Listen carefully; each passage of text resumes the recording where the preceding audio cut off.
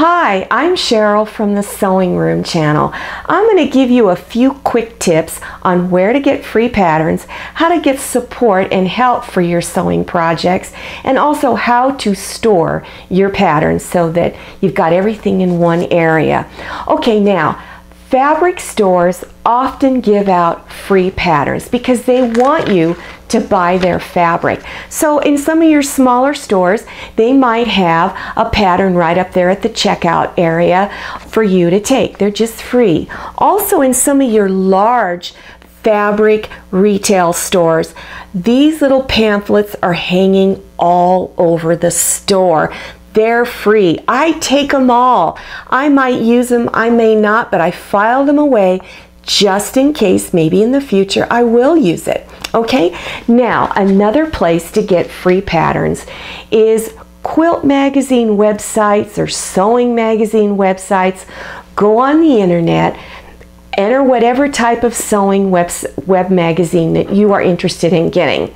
And when that comes up, you will see that there are free pattern of the month in those websites. So that's another great place. Another good place are your sewing blogs. Whether it's a dressmaking blog, a quilting blog, they always have free patterns. Another great way to sometimes get a free pattern and support at the same time is to join a local quilt group or sewing group. Usually they're held in the local recreation centers. So call your city recreation department and see if there is a quilting group or sewing group that meets there. And they sometimes have a free pattern. They hold a free class. Doesn't cost any money to be a member of those groups. Another way to get help is to take a sewing class at your local fabric store. They're always having classes. There again, they want you to buy their fabric, but you get that free one-on-one support that's so important. Now, I do purchase patterns, okay, and there's a lot of inexpensive patterns out there. Let me hold this upright. I got this at a large retail chain discount store. They have some fabric in there, and they also have pattern books that are specifically made for them. This pattern of this little tote bag was 97 cents. Now that's all you got, was just the one tote bag, but maybe that's all you need. So I often will buy these little inexpensive patterns. It's a great reference, okay? Now, also the problem with purchasing patterns is the type of paper that they come on. It's really thin tissue paper and it tears really easily, and you're lucky if you can get through one project without putting some kind of a tear in them. You might get lucky and be able to use it twice. What I do, if it's a pattern that I know I'm going to use over and over again, I use this paper that I purchase at a paint store or hardware store in the paint department. It comes on big rolls like this.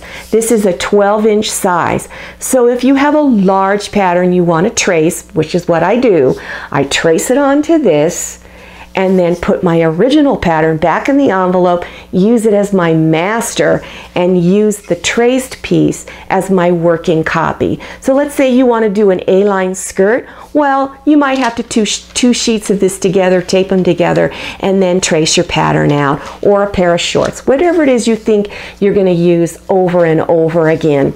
If it's a really tiny pattern, then you can just go to your photocopier or printer and make a copy of that. Use that copy as your working piece. Okay, now how do you file all these patterns?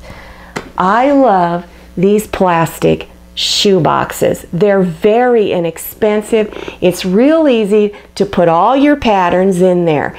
They fit nicely up on a small shelf, or you can tuck it behind your sofa, wherever you store, at the bottom of your closet, linen closet, wherever. It's nice and neat. Now, what do you do with those free patterns? They're usually just one sheet, two sheets, possibly. I fold them up and put them in these quart-size plastic bags. There's a little area here that's where you can use a Sharpie to write on it as to what it is. So you just put it inside, write on what it is, and then stick it in your little shoebox container here with all your other pattern. And it really is easy to leaf through it. Well, I hope some of this information was helpful to you.